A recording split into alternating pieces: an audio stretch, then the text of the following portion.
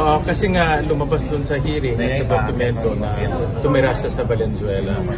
So nagtanong-tanong ako sa mga nagtrabaho sa kanila, yung mga kung saan siya nagrenta, rumenta nung warehouse at yung mga taga doon.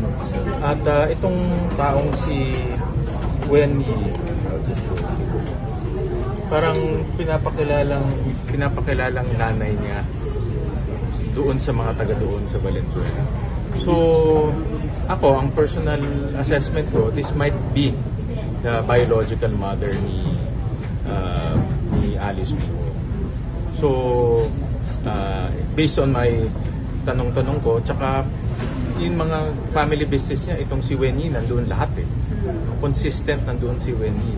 At yung tinignan namin yung travel records, yung tatay niya, si Guo Jianzhong, at si Wenyi traveled 170 times in a span of 6 years. So, madalas silang bumabiyahe as a couple. So,